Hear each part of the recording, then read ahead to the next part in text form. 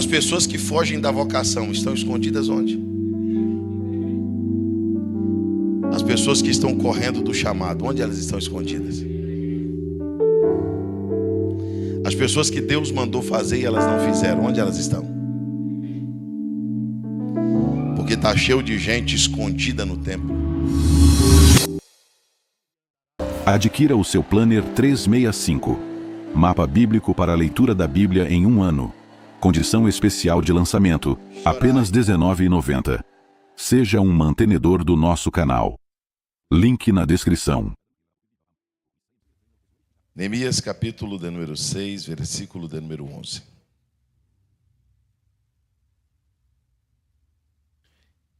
Todos encontraram? Porém, eu disse. Quem disse? Pode dizer. Quem disse? Então, vamos lá de novo. Porém, eu disse. Quem disse? Quem disse? Porém, eu disse. Quem disse? Pronto, isso mesmo. Um homem como? Fugiria. E a quem? Como? Então, só aqui tem eu quantas vezes? 3 vezes. Então disse eu. Um homem como? E a quem como? Que entre no templo para que viva, de maneira nenhuma entrarei. Então percebi que não era Deus que os havia enviado, mas tal profecia falou contra mim, porque Sanbalate e Tobias o haviam subornado. Agora você vai voltar para o 9, versículo de número 9.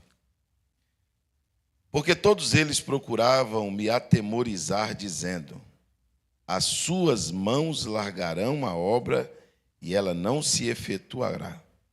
Agora, pois, ó Deus, fortalece as minhas mãos. Amém. Pode se assentar, meus irmãos. Quantos desejam ouvir a palavra de Deus esta manhã? Irmãos, Neemias é um dos livros que eu mais gosto de falar. Talvez seja um dos livros em que eu mais tenha pregado. A história deste livro, ela é motivadora. Ela nos ensina a ter muita paciência, muita perseverança, muita insistência. E o capítulo 6 é um capítulo marcante no livro de Neemias. E o versículo 11 é um versículo, talvez, deste capítulo que mais chama a minha atenção, porque Neemias estava diante de um assombro. Algumas pessoas haviam vindo com palavras terríveis para atemorizá-lo, para colocar medo, para colocar pavor. Quem é que já sentiu medo alguma vez? Quem já sentiu medo? Bom, tem uma sensação pior que o medo. É horrível sentir medo. É uma insegurança, uma impotência. Sentir medo é um dos pavores pior que poderia existir. E o Neemias estava sendo atacado de todos os lados para sentir medo, porque eles queriam tirar ele daquele propósito, eles queriam tirar ele dali. Mas antes de chegar aqui no versículo que lemos, eu queria falar um pouquinho sobre este eu. Repita comigo, eu. Irmãos, eu pesquisando um pouco, lendo um pouco, na semana retrasada, eu ia fazer uma viagem e teve uma guerra. E por causa da guerra eu não fui. E aí eu tive uns dias para me reabastecer, para me descansar. E eu estava num lugar bem retirado, sozinho. Eu estava meditando exatamente neste texto. Eu estava lendo justamente, pastor Marlon, este texto. E eu fiquei um pouco pensando sobre este eu. Nós quase o tempo todo dependemos da palavra dos outros. Vou começar aqui pelo óbvio, por Deus. Quem precisa de Deus aqui? Quem precisa ouvir Deus? Diz amém. Então nós temos esta dependência de Deus, sim ou não? Essa dependência é o tempo todo, é para sempre, é enquanto vivermos. Mas você concorda comigo que na Bíblia, por muitas vezes, Deus não respondeu na hora que você clamou? Deus não agiu de forma imediata na hora que você pediu? Deus fez silêncio no momento da sua oração? Quem é mãe aqui, levanta a mão. Mãe, de criança, mãe de criança. Quem tem filhos grandes, mas é mãe aqui, já tem os filhos crescidos. Aqui, ó. O menino chorou. A senhora faz o quê? A senhora que é mãe? Corre lá para ver. Sim ou não? Caiu. O menino está sozinho. Onde ele está? Deus não faz isso às vezes. Esse Deus que as pessoas pregam, que o tempo todo está te... Não. Deus é um Deus, irmãos, que mais amadurece as pessoas. Tem hora que você grita, e ele deixa você gritando. Não é que ele te abandonou. Não é a hora dele falar. Não é a hora dele te dar colo. Não é a hora dele te pegar no colo. Não é a hora dele... Não é a hora. E você vai ficar gritando. Você tem duas opções: continuar gritando e perder a fé, ou continuar tendo fé e continuar gritando assim mesmo. Lembra da mulher cananeia? A mulher cananeia, ela está gritando sozinha. Ela está gritando o quê? Vocês vão entender onde eu quero chegar. Está gritando o quê? Não, de novo, vamos lá. Está gritando? Sozinha. Tinha torcida? Tinha um monte de gente orando junto com ela? Porque tem hora que você vai ter que orar. Bate no peito e diz assim: eu. Você concorda comigo que tem família que ninguém ora? Quem vai ter que orar? Responda. Você concorda que tem família que ninguém vai para a igreja? Quem vai ter que ir? Você está entendendo, meu irmão? Tem hora que é você. Tem hora que não vai ter. A mulher cananeia está lá: Jesus, filho de Davi. O cego Bartimeu está gritando: Jesus, filho de Davi, Jesus, filho de Davi. A multidão pediu para ele calar. Quem continuou gritando? Ele. Nós somos hoje quase que o contrário disso. Para a gente gritar, tem que ter outra galera mandando a gente gritar. Grita, Deus é com você, vai lá, campeão, dá um grito. E a hora que não tiver essa turma? E a hora que a torcida organizada não tiver lá, não tiver ninguém, só tiver quem? Eu. E a hora que só tiver você lá? E a hora que ninguém orar? E a hora que ninguém for à igreja? E a hora que ninguém lutar? Você vai parar com a caravana? Ou você vai responder: eu vou lutar? Essa dependência dos outros está nos escravizando. Esses dias chegou uma moça para mim lá em Minas Gerais e disse para mim assim: pastor, eu estou arrasada. Irmão, eu pensei que era o problema mais sério do mundo. Ela namora há 10 anos com um rapaz que está enrolando ela. 10 anos que o camarada está enrolando ela. Falei: filha, esse camarada vai deixar você velho, ninguém vai te querer mais, ele vai te largar e você vai virar titia.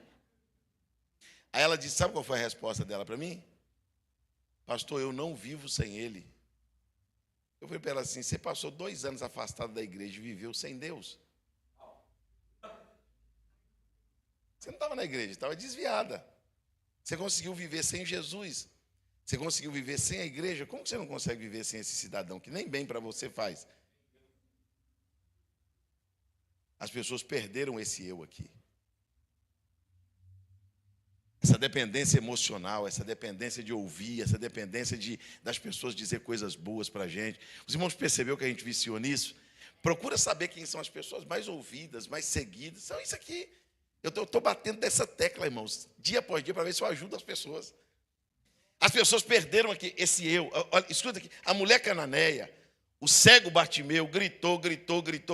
Chegaram lá e disseram para ele assim: rapaz, te cala, ninguém te ouve. Ele não te ouve. A Bíblia diz que ele, quem gritava? Ainda ele decidiu gritar. Mas o pessoal mandou ele, mas ele resolveu. Ah, vamos lá, vamos em outra mulher. Vamos na mulher do fluxo de sangue. Eu vou chegar aqui no texto. Vamos na mulher do fluxo de sangue. Ela está doente. 12 anos com hemorragia, sim ou não? Anêmica, fraca. Pode tocar, irmão, está bonito. Doente, 12 anos perdendo sangue. Aí essa mulher descobre que Jesus está passando. Aí ela resolve ir lá. Alguém levou ela? Não. Quem foi? Ela. Doente, fraca, Ela foi. Quando chega lá, tem uma multidão oprimindo Jesus. O texto diz isso. Uma multidão que fez um cordão para ninguém chegar perto. Uma vaga competida. Todo mundo queria estar perto de Jesus, então ninguém passava. Aí a fraquinha, a mulher fraquinha está lá. Olha o que a Bíblia diz. E ela disse... Com quem? Ela disse para o seu eu. E ela disse consigo mesma: se tão somente eu tocar. Quem tocar? Eu. Se tão somente eu tocar na orla dos seus vestidos, eu serei. Ela disse para quem? Para ela. Foi alguém que disse para ela ou foi ela? Bom, aprenda a conversar com você. Aprenda a conversar com você. Quando não tiver um profeta, você será o profeta para você mesmo. Seja maluco, irmão. Fecha a porta do banheiro, não tem ninguém lá. Olha para o espelho, aponta o dedo para você e diga: rapaz, Deus é na tua vida, irmão. Rapaz, não tem ninguém lá para orar para você, para pôr a mão na tua cabeça, para te ungir. Não tem. De madrugada, 3 horas da manhã. Você vai ficar perturbando os outros, ligando: pastor, vem aqui em casa. Pastor, dorme também, irmão. Entra no espelho. Olha, quer que eu provo para você que dá para conversar? Salmos de número 42. Os que estão em minha volta continuamente me perguntam: onde está o teu Deus? Ó, quando perguntam onde está meu Deus, eu não converso com as pessoas, eu converso comigo. O salmista foi para um canto e perguntou assim: por que te abates a minha? Por que te abates, ó minha alma? E por que te perturbas aqui dentro de quem? Espera em Deus, porque ainda o louvarei. Levanta comigo as suas 2 mãos aos céus esta manhã. Eu vou chegar lá. Levanta. Pega a mão desse irmão que está ao teu lado. Diga para ele assim: aprenda a conversar com sua alma. Levanta assim a mão dele lá em cima. Segura a mão dele levantada. Você que entrou aqui hoje, que precisa ouvir uma palavra: pastor, eu preciso de um elogio, eu preciso de um incentivo, eu preciso de um apoio. Aprenda a conversar com a tua alma, irmão. Aprenda a conversar com você mesmo. Aprenda, levanta de manhã e diga: eu sou mais que vencedor. Levanta de manhã e diga: com o meu Deus eu salto as muralhas. Foi lido aqui o Salmo 27. Com Deus, sabe o que eu faço? Eu passo pelo meio de um exército e o meu coração não sente medo. Porque no dia da adversidade Ele vai me esconder no seu pavilhão, no recôndito da sua câmara me acolherá e colocará os meus pés sobre uma rocha. Deus te trouxe aqui esta manhã para te dizer algo muito sério. Você acredita muito nas pessoas, você acredita muito no que ouve, mas talvez você acredita pouco em você. As pessoas acreditam em você, mas você não acredita em você. E esta manhã, Jesus te trouxe aqui para te dizer isso. Você tem potencial, você tem força, você é escolhido, você é gerado por Deus. E esta manhã você pode sair desta depressão, você pode sair desse pânico, você pode sair desse medo, você pode sair deste pavor, porque Deus está dizendo que você é capaz de pular as muralhas e de vencer as batalhas com Ele. Diga glórias ao nome de Jesus. A mulher do fluxo de sangue, ela conversou com ela mesma. Vamos ver se esse eu é verdade? Todo mundo estava correndo, todo mundo estava fugindo. Josué pulou na frente e disse: eu não sei vocês, mas eu e a minha casa serviremos ao Senhor. Está faltando essa pessoa aqui, ó. A pessoa da atitude. Sabe quem é esse eu aqui?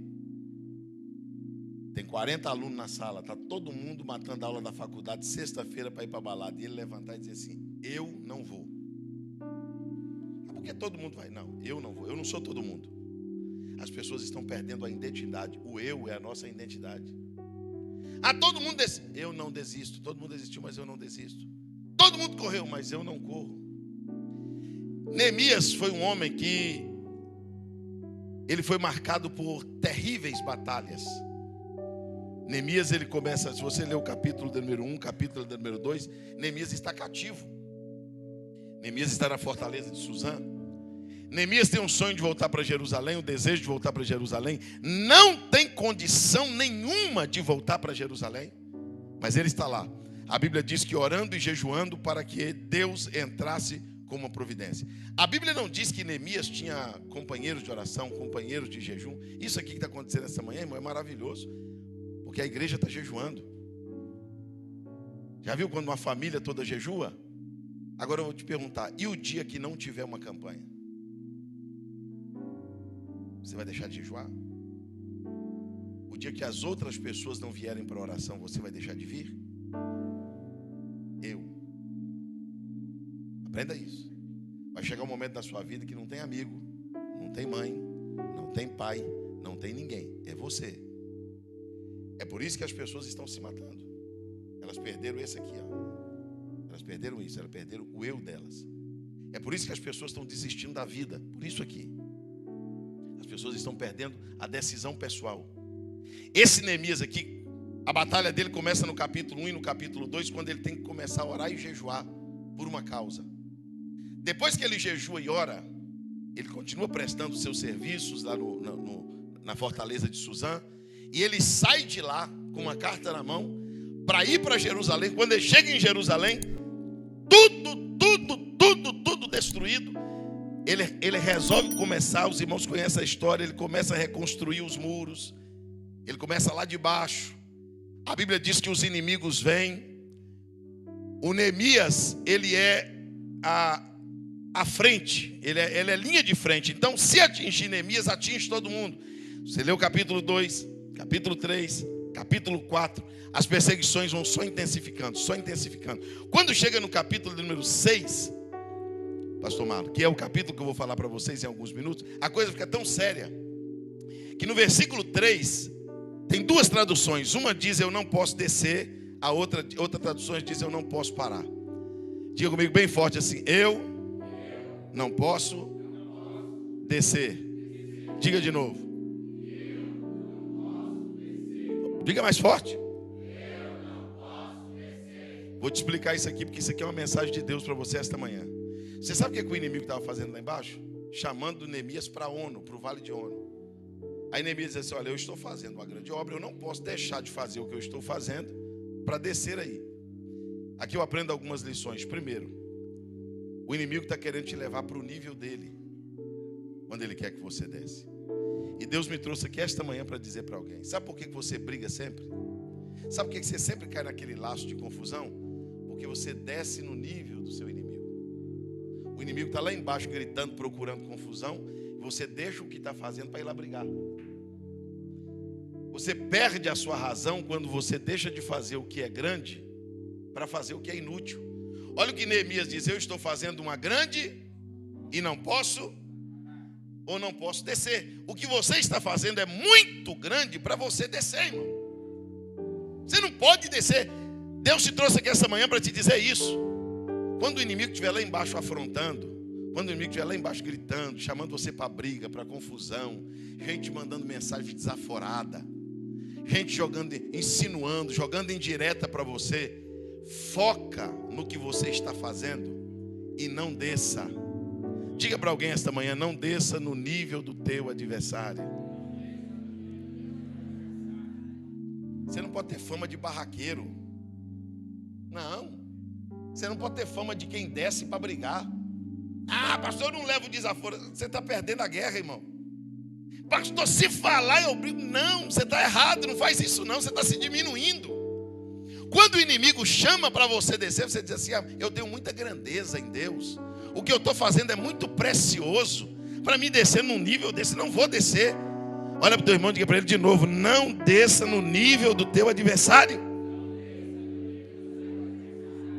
Sabe por que ele está te chamando para baixo? Porque ele sabe que você está onde? Em cima. Ele sabe que o teu nível de espiritualidade é diferente, de mentalidade é diferente. Ele conhece a tua postura, a tua vida, a tua caminhada. Ele está querendo te levar para o nível dele. Não se diminua descendo. Fique na posição que Deus te colocou. Porque enquanto você para brigar, o que você está fazendo para, e quem toma força é a briga. Mas esta manhã Deus te trouxe aqui para te dizer que a arma da sua milícia não é carnal. Ela é espiritual e poderosa em Deus para desfazer as fortalezas. Quem crê nisso, diga glória a Deus. Levanta tuas mãos que eu quero liberar uma palavra sobre a tua vida esta manhã. O teu inimigo vai ficar lá embaixo gritando sozinho.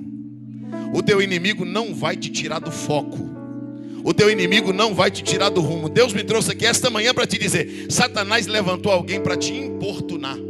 O inimigo levantou alguém para tentar te tirar do sério, no trabalho, na escola, até mesmo no ministério, até mesmo no seu profissional. Satanás tentou levantar alguém para te tirar da posição, para fazer você descer, para fazer você perder a razão, para fazer você perder. Não, mas você não vai perder, porque quem te colocou em cima foi Deus. Você subiu com dificuldade, foi Deus que te colocou aí, e você não vai descer para brigar, até porque esta briga não é sua. Deus está dizendo: continue fazendo a obra, porque dos teus inimigos sou eu quem vou cuidar. Quem crê nisso, diga glória a Jesus. Vai se intensificando, mas quando chegamos no versículo de número 11,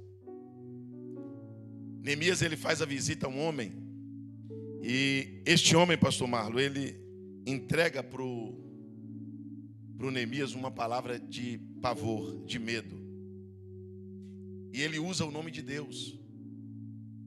A pessoa que vai passar a mensagem para o Neemias, ele usa o nome de Deus, e ele faz tudo aquilo para Neemias sentir medo. E sabe o que ele diz para Neemias nas palavras dele?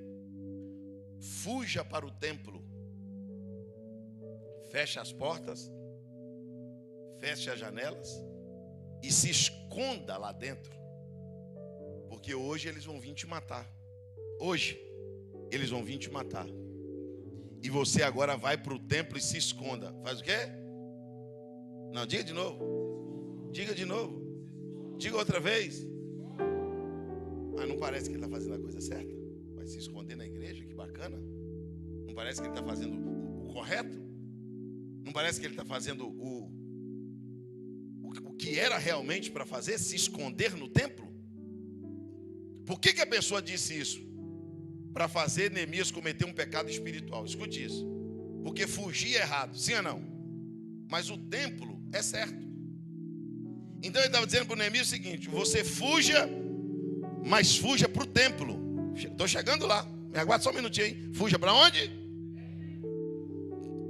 Fuja para o templo para se salvar, porque eles virão te matar. Cheguei onde eu queria. E se eu disser para você que no templo está cheio de gente escondida? Está cheio de gente escondida na igreja. Está cheio de pessoas na igreja que o que faz ele estar na igreja não é a coragem, é a covardia. Ele não estava querendo levar Neemias para o templo pela coragem, pela covardia. Fuja para lá, porque o inimigo vai vir te buscar. O inimigo vai vir te pegar hoje. Corra para lá, tranque a janela, tranque as portas, fique lá dentro. Aí Neemias diz assim, capítulo 6, versículo 11: um homem como quem? Como quem? Um homem como eu fugiria. Pergunta para o teu irmão: alguém como você fugiria?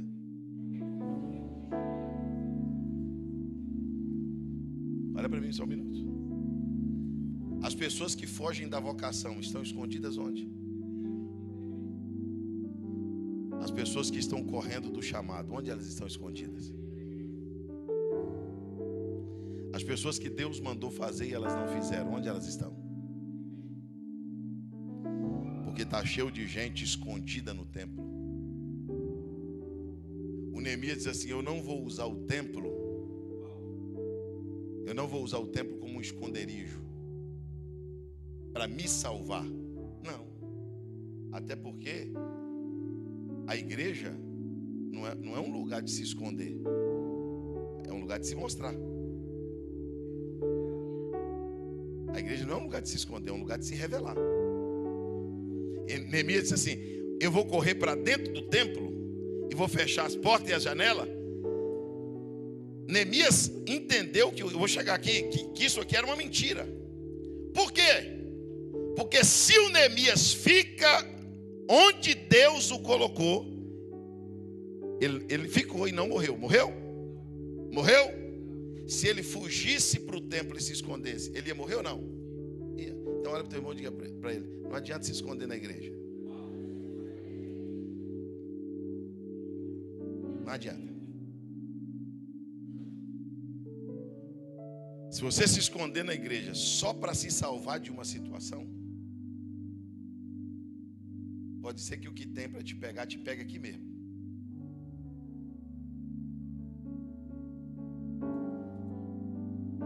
Posso falar ou não? Estou chegando lá. Falo ou não falo?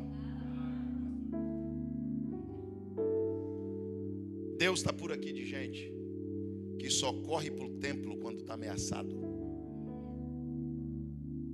É só as coisas melhorarem que eles estão lá para fugir, mas eles não estão lá para cantar. Eles estão lá para fugir de uma situação, mas eles não estão lá para entregar sua contribuição. Você conhece alguém assim que o templo não é o lugar que ele ama, não é o lugar que ele congrega, não é o lugar que ele canta, não é o lugar que ele ora, é o lugar para onde ele corre. Você já percebeu que as pessoas que correm para a igreja, essas pessoas geralmente não fazem parte da família da fé. Essas pessoas não são habitantes dessa casa. O que foi lido aqui no Salmo 27 pelo irmão? Uma coisa pedi ao Senhor e a buscarei, que eu possa o quê? Fugir para a sua casa. Que eu possa fugir para a sua casa todos os dias. Que eu possa, porque aqui não é o meu lugar de fuga, aqui é a minha morada. Levanta comigo as suas mãos aos céus. Olha para o teu irmão e diga para ele: não estou aqui com medo. Diga para ele: aqui é a minha casa. Aqui é a casa do meu pai. Dê um glória a Deus, porque tem livramento na casa, irmão. Tem bênção de Deus sobre esta casa. Tem as bênçãos do Senhor enviadas do seu trono para esta casa. Olha o que disseram para Neemias: fuja para o templo e se esconda. Tranque as portas, janela, porque o inimigo há de te buscar. Olha o que a pessoa está colocando na cabeça de Neemias. Estou chegando lá, paciência. Se você estiver no templo, eles não te pegam. Eles espiritualizaram o lugar e não a pessoa. Se você estiver no templo, o inimigo não pega. O inimigo diz assim: rapaz, o que me salva não é minha posição geográfica, é a minha posição espiritual. Não adianta eu correr para dentro da igreja como um covarde, isso não vai mudar nada. Não adianta eu cerrar as portas do templo. E olha o que o camarada mandou ele fazer: fechar a igreja. Se esconda lá dentro, fecha a porta e a janela, porque aí você é salvo, ninguém mais precisa entrar. Porque a característica do covarde é essa: uma vez salvo, não precisa de ninguém mais se salvar. Se ele está salvo, está bom. Você já teve um amigo assim que o cachorro vem morder, pega você, empurra e joga na frente? Só tem uma boia, aí dois começam a afundar, em vez de cada um segurar numa ponta, não, um leva a boia e deixa o outro. Covarde é assim. Ele entra e fecha a porta. Mas o Neemias repetiu. Vou repetir de novo. Diga comigo: um homem. Você que é mulher, vai dizer uma mulher. Vai lá, diga comigo: um homem como eu fugiria? Primeira pergunta. Isso é uma pergunta, sim ou não? Ele está fazendo essa pergunta para quem? Ele está dando uma resposta para alguém, mas ele está fazendo essa pergunta para ele. Um homem como eu fugiria? Eu sou acostumado com embates, sou acostumado com pressão, eu sou acostumado com guerra, eu sou acostumado com ameaça. Não é a primeira vez que me ameaçam, não é a primeira vez que fazem isso. Eu não sou novato nessa área de ser pressionado. Você acha que um homem como eu fugiria e correria para o santuário para salvar minha vida? De modo nenhum irei. Escute isso aqui. Versículo 12. Quando ele percebe, quando ele diz que não vai fugir, que não vai correr, que não vai... Versículo 12. Então percebi. Repita bem alto comigo. Então percebi. Mas por que ele só percebeu no versículo 12? Vou falar do 9, do 10, do 11 e do 12. Por que só no 12 ele percebeu? Porque se você foge, você não percebe. Se você corre, você não percebe. Se você sai da posição, você não percebe. Agora, como ele rejeitou: olha, eu não vou fugir, eu não vou correr, eu estou disposto a morrer. Se tiver que matar, vai matar. Daqui eu não saio, eu estou fazendo uma grande obra, eu sei quem me pôs aqui, eu sei quem me chamou. Quando foi no versículo 12, diz assim: então percebi que não era Deus quem os enviara. Porque teve gente que veio trazer uma notícia, mas não foi Deus quem enviou. Só que diga para o teu irmão assim, mas só que você precisa perceber. Vamos aqui para um outro ponto para a gente chegar lá? Diga comigo assim, então percebi. Não, diga de novo. Outra vez. Que não foi Deus quem os enviara. Espera aí, irmão. Vamos entender isso aqui. Isso aqui se chama discernimento. O que isso chama? Isso aqui chama discernimento. Vou dar alguns exemplos para os irmãos. Alguém chegou para Paulo na ilha de Malta, pastor Marlon, e disse assim: esse homem é um homicida. Esse homem é o quê? Esse homem é um homicida, esse homem é um assassino. Porque ele escapou do mar, mas a justiça não deixa ele viver. Paulo não se importou com aquela acusação de homicida. Paulo foi lá, sacudiu a víbora no fogo, não padeceu de mal algum, continuou vivo. Sim ou não? E mudando de opinião, diziam que ele era um Deus. Que ele era o quê? Qual que você acha pior? Ser chamado de assassino ou de Deus?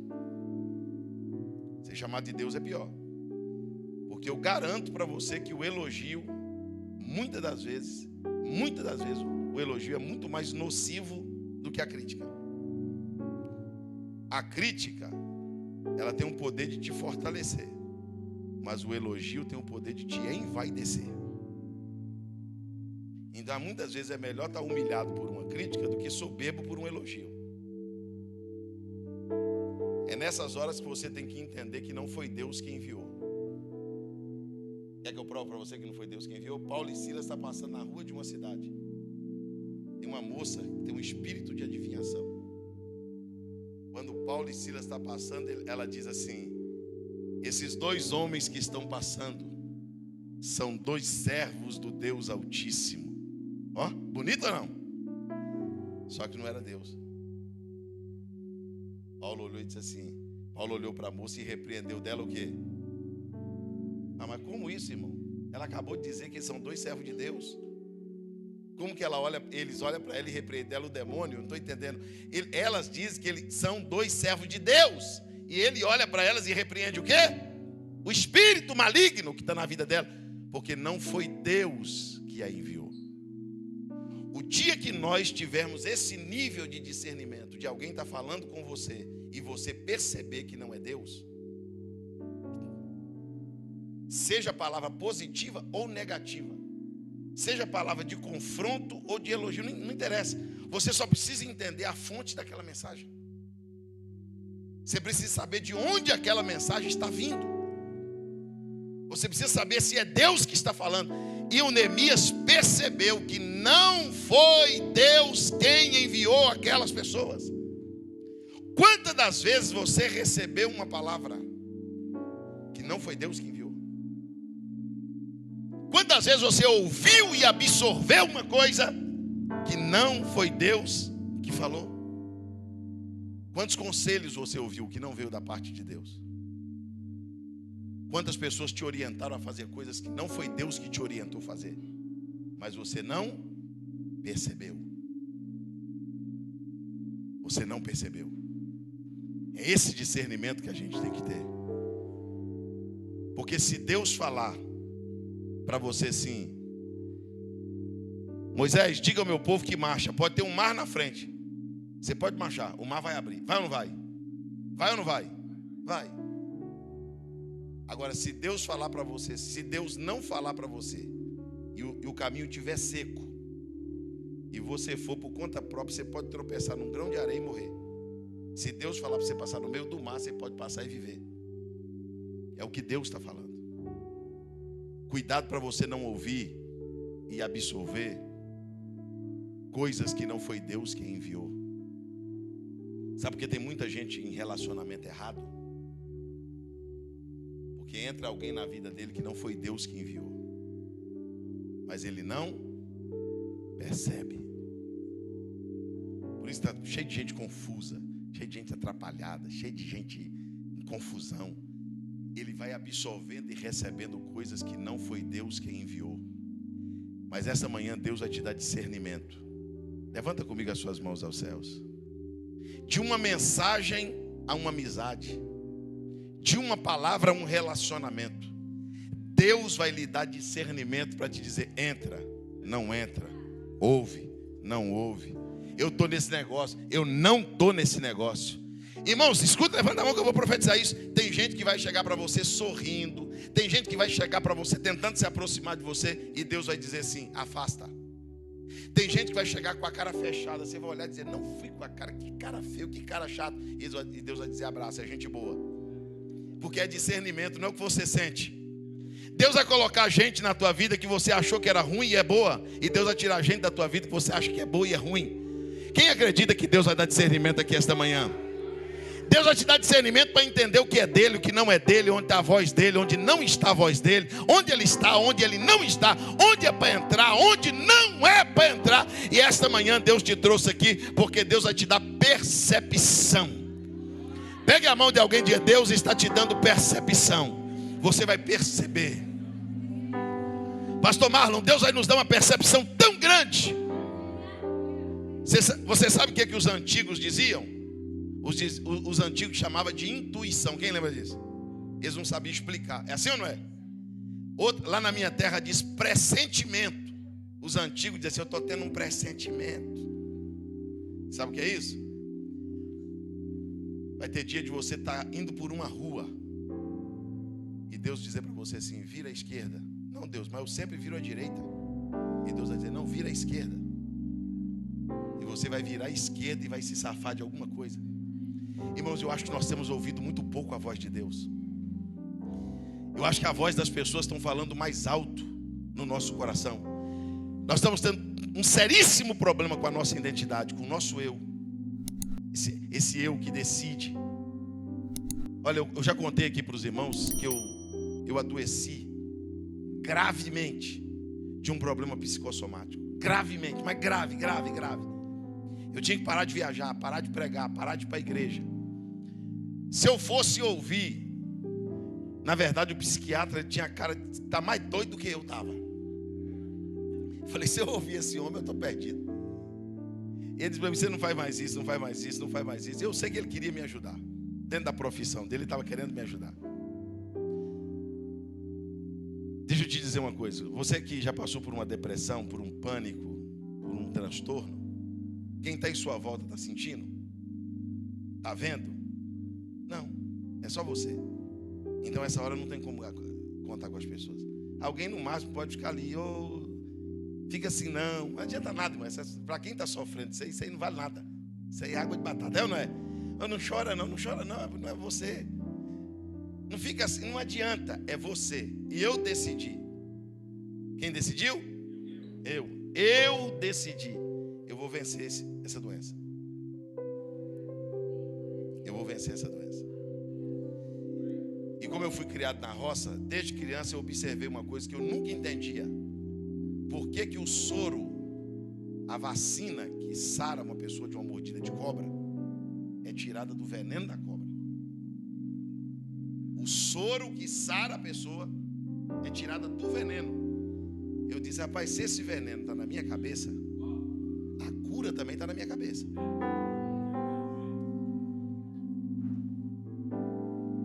O Espírito Santo não vai ficar aqui 24 horas, as pessoas me cercando. Não, pastor Moisés, não, isso não resolve não. Foi eu. Minha mulher não sentia, meu filho não sentia, minha mãe não sentia, meu pai não sentia. Eu tive a opção de entrar para dentro de um quarto, deitar, fechar a porta. Ou tive a segunda opção, que foi entrar para o enfrentamento. E eu resolvi enfrentar aquela enfermidade. E eu li um livro que me ajudou muito, alguns, mas eu li um que não tem nada a ver com psicologia, tem a ver com guerra. Guerra mesmo, guerra normal. E esse livro, pastor Marlon, dizia o seguinte: que você nunca pode enfrentar um inimigo sem primeiro estudá-lo. É por isso que uma nação estuda a arma, as estratégias de guerra, a força daquele exército, para depois lutar contra eles. Eu disse, eu vou descobrir quem é essa enfermidade e depois eu vou lutar contra ela. Porque tomar um comprimido para ficar mais calmo, tomar um clonazepam, tomar um Rivotril para ficar calmo é fácil. Eu falei, não, eu vou estudar a doença, eu quero saber o que causa isso aqui. E eu descobri. Eu disse, a partir de hoje eu vou usar uma técnica chamada técnica do enfrentamento. Qual é o nome da técnica? Sabe qual que é a técnica do enfrentamento? Quem é psicólogo deve saber melhor que eu. Você enfrenta o que te causa medo. Você tem medo de entrar no elevador? Então eu vou entrando no elevador até mostrar que aquilo é uma mentira da minha mente. Eu vou entrar e não vou morrer. Aí entra, subiu, desce todo suado lá em cima e diz assim, agora eu vou descer, vou suar de novo, vou descer. Aí entra de novo, desce, quando chega lá embaixo diz assim, morri não, vou entrar de novo. Chega uma hora que aquilo para você vira uma brincadeira. Você sabe por que as pessoas não vencem? Porque elas não enfrentam. Elas são vencidas por isso aqui, ó, pelo medo. Palavras da mente, palavras das pessoas, palavras dos demônios, palavras, seja de quem for, e as pessoas sentem atemorizadas. Mas esta manhã você entrou aqui para dizer isso. Levante as duas mãos aos céus. Diga, uma pessoa como eu, um crente como eu, um salvo como eu, fugiria. Agora pergunta para o teu irmão, alguém como você fugiria?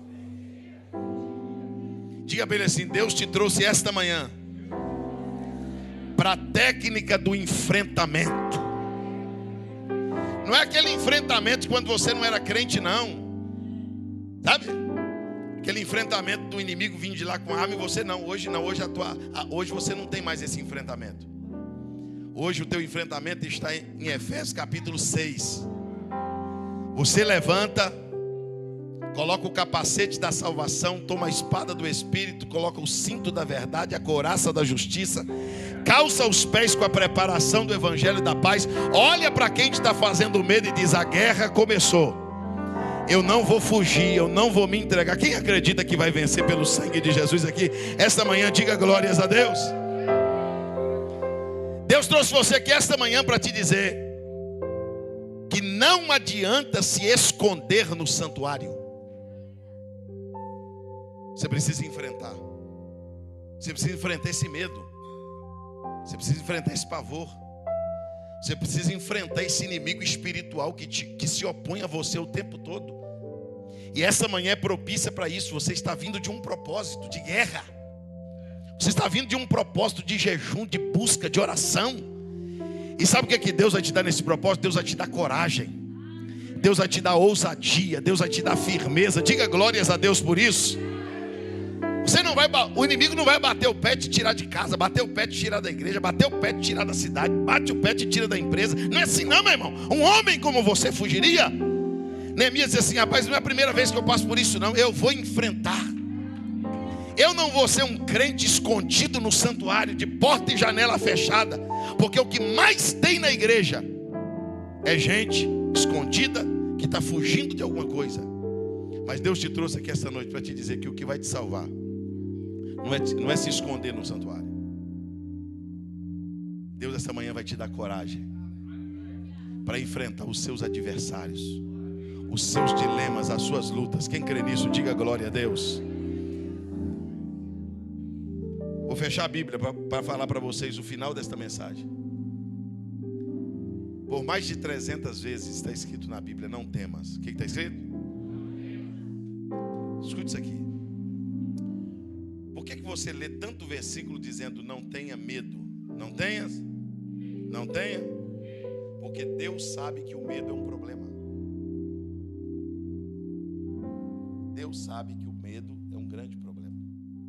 É por isso que quando Deus vem para alguém, os irmãos lembram dos discípulos no barco? Está tendo uma tempestade no mar. Onde está tendo a tempestade? No mar. E o barquinho está lá assim, ó, enchendo de água, aquela luz, os discípulos gritando. Aí Jesus vem andando sobre as águas, 4 vigília da noite, 3 da manhã, Jesus vem andando para ajudar eles. Aí Jesus está tentando passar na frente do barco, quando eles veem Jesus tomados de medo. Tomados de quê? Eles começam a gritar, é um fantasma. Porque o medo tem esse poder. O medo tem o poder de você ver uma coisa e enxergar outra. Eles viram Jesus e enxergaram um fantasma. Quando Jesus olhou para dentro do barco, Jesus disse assim: acalmar a tempestade do mar agora não resolve. Porque o que adianta eu resolver o problema que está do lado de fora, quando o maior problema deles está do lado de dentro? Porque a maior tempestade não é a do mar, a maior tempestade é da alma. Jesus disse assim: para mim acalmar a tempestade do mar, eu tenho que acalmar da alma. Pega uma pessoa com tempestade na alma e leva ele para um parque cheio de flores para ver se resolve alguma coisa. Resolve nada. O problema está dentro dele. Pega uma pessoa em paz e coloca no lugar, lá na 25 de março, e vai ficar assoviando um hino. Ele está em paz, irmão. Quando a paz está dentro de você, quando a coragem está dentro de você, não é a geografia. Aí a pessoa: eu tenho que sair dessa casa, eu tenho que sair desse lugar. Não, não é o lugar não. Quando você estiver bem, as coisas vão mudar. Jesus olhou para dentro do barco e disse assim: não tenham medo. Olha para o teu irmão de perto: não tenha medo. Por que Jesus não falou com a onda primeiro? Por que Jesus não falou com o mar primeiro? Por que Jesus não falou com o vento primeiro? Porque primeiro Jesus falou com quem estava sentindo medo. Porque Jesus precisava acalmar a tempestade dentro dos discípulos, para depois resolver os problemas que estavam fora do discípulo. Jesus te trouxe aqui essa manhã para te dizer: você precisa sair daqui hoje dizendo: um homem como eu fugiria. Eu vou correr para o templo para me esconder, para me salvar? Não. Eu vou perceber que não foi Deus quem os enviou. Pode ficar de pé esta manhã. O último versículo que nós lemos foi o versículo de número 9. Sabe o que estava escrito no versículo de número 9? Senhor, repita comigo bem forte: Senhor, Senhor, fortalece as minhas mãos. Diga de novo. Outra vez. O inimigo chegou no versículo 10, mas Neemias já tinha sido fortalecido no versículo. O Neemias não é um bambambam da coragem no versículo 11, não. É porque no versículo 9 Deus já tinha dado força para as mãos dele. Quando o inimigo chegar, porque ele vai chegar, só que ele vai chegar atrasado, Deus já vai ter te fortalecido. Eu vim aqui esta manhã que quem manda naquela casa, irmão, é Deus. Quem manda na tua vida é Deus. O inimigo não pode fazer uma ameaça e te tirar, falar uma palavra e te tirar, falar uma palavra e te ofender, falar uma palavra e te tirar da igreja, falar uma palavra e te tirar do departamento, falar uma palavra e te tirar do altar, uma calúnia, uma fofoca, uma humilhação. Não. Coloca a mão no coração e diga: alguém como eu. Que é isso, irmão? Sua história dá um livro. Alguém como você fugiria? Alguém que já passou o que você passou? Essa história de morrer, de correr, de fugir, de sumir, não, isso não combina com você, não.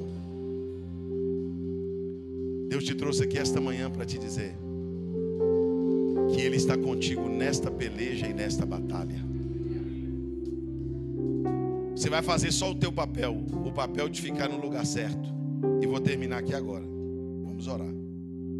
Davi, no capítulo 11 do segundo livro de Samuel, estava no terraço do palácio. E lá, ele cometeu o pecado que trouxe uma desgraça para o seu ministério e para a sua família. Deus não salvou ele. Um anjo não desceu lá. Nenhum profeta foi lá.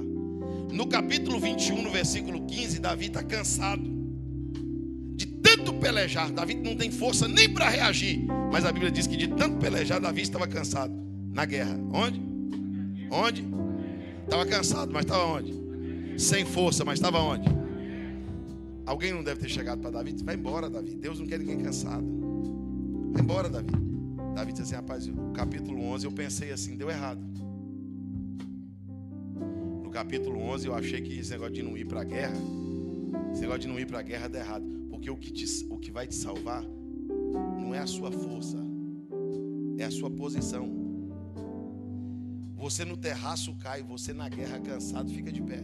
E a lâmpada de Israel não apaga.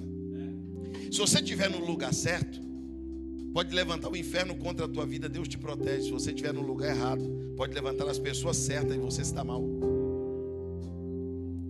É o seu lugar em Deus. Neemias diz: ninguém vai me tirar daqui. Eu sei quem me plantou aqui, eu sei o que Deus está fazendo. Eu não vou fugir, eu não vou me esconder. E o pior não é nem se esconder, é onde se esconder. Vamos orar. Mas pergunta pelo menos para 2 irmãos: você não é um escondido na igreja não, né, irmão? Você não é um fugitivo não, que está escondido aqui dentro, fugindo de Deus, fugindo da família, fugindo do chamado. Deus te chamou foi para enfrentar. Deus te chamou foi para lutar. Dê a mão a esse irmão que está ao teu lado, dê a mão para ele, dê a mão para ele. Fecha os corredores aí, fecha os corredores. Pastor, por que o senhor está pedindo isso? Porque tem momento da vida da gente que dá para fazer isso. Essa manhã é um momento que dá para unir as forças, sim ou não? Sim. Essa manhã dá para juntar todo mundo aqui, fazer uma oração, um clamor. Mas quando esse culto terminar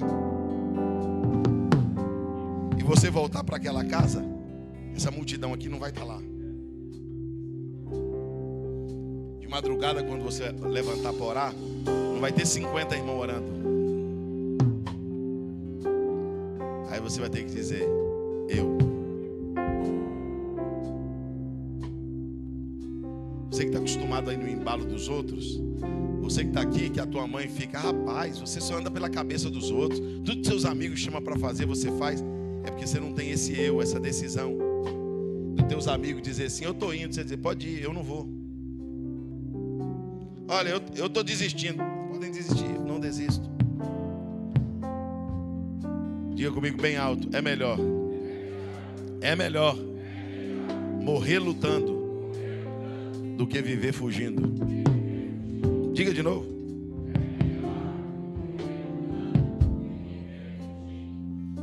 É melhor orar até o último dia, mesmo que Deus não faça, do que desistir de orar e depois ficar na dúvida, num remorso, de dizer assim: se eu tivesse continuado orando. O problema é que as pessoas não querem lutar até o fim. Neemias, irmãos, ele estava disposto a morrer por uma causa. A morrer por uma causa. Eu não estou aqui passeando nessa obra, não. Eu sou daqui. Um homem como eu fugiria? Não, eu não vou fugir, não vou entrar no templo para me esconder. E eu vou perceber, e ele percebeu que não era Deus que os havia enviado. Quem acredita que esta manhã é a manhã que Deus está dando coragem? Quem acredita aqui? Levanta a mão do teu irmão lá em cima, fecha os teus olhos. Fecha os teus olhos. Deus vai te dar ousadia. Deus vai te dar coragem. Deus vai te dar força. Deus vai te dar... Não, vou repetir. Deus vai te dar coragem. Deus vai te dar ânimo. Deus vai te dar força. Deus vai te dar percepção. Deus vai te dar discernimento. Deus te trouxe aqui esta manhã para te dizer: eu ouvi a tua oração, eu recebi o teu propósito. Deus está te munindo de armas espirituais. Deus te trouxe aqui esta manhã para te dizer que o caminho não é a fuga, o caminho não é correr, o caminho não é só acreditar nas pessoas, não. Dentro de você tem uma voz, você tem uma voz, irmão. Converse com a tua alma esta manhã. Porque te abates, minha alma? Porque te perturbas aqui dentro de mim, minha alma? Você pode, você consegue, você dá conta. Espera em Deus, aguarda em Deus, se fortaleça em Deus. Anda calassúria. Feche os teus olhos e comece a orar comigo. Deus está curando alguém da depressão esta manhã. Deus está dando coragem para a mãe, para o pai, para o filho, para o empresário. Deus está dando força, discernimento, percepção para alguém esta manhã. Eu tenho ousadia da parte de Deus esta manhã para te dizer que esta semana vai ser diferente. Eu vou repetir: esta semana vai ser diferente. Eu vou dizer outra vez: esta semana vai ser diferente. Esta semana o inimigo não vai encontrar um crente correndo, um crente fugindo. Deus está dizendo: eu te levantei para enfrentar, eu te levantei para lutar, eu te levantei para prosseguir. Solte a mão do teu irmão e levante as duas mãos aos céus, e assim nós vamos terminar. Bem alto, bem alto, bem alto. Receba a força de Deus, receba a coragem de Deus. Alguém esta manhã vai se livrar desta doença que a medicação não resolveu, que as terapias não sararam. Alguém esta manhã vai nascer dentro de você uma força tão grande que você vai ser exemplo para outras pessoas. Deus vai curar outras pessoas através do teu testemunho. O teu testemunho de esposa vai ajudar outras esposas. O teu testemunho de funcionário vai ajudar outros funcionários. O teu testemunho de patrão vai ajudar outros patrões. Porque Deus te trouxe aqui esta manhã para te dizer que você pode. Em Deus você pode. Em Deus você pode. Em Deus você pode. Sozinho não, mas em Deus você pode. Em Deus você consegue. Em Deus você alcança. Uma irmã procure uma irmã para dar um abraço. Um irmão procure um irmão para dar um abraço. E diga para ele assim: um homem como você não fugiria. Adquira o seu Planner 365. Mapa bíblico para a leitura da Bíblia em um ano. Condição especial de lançamento, apenas R$ 19,90. Seja um mantenedor do nosso canal. Link na descrição.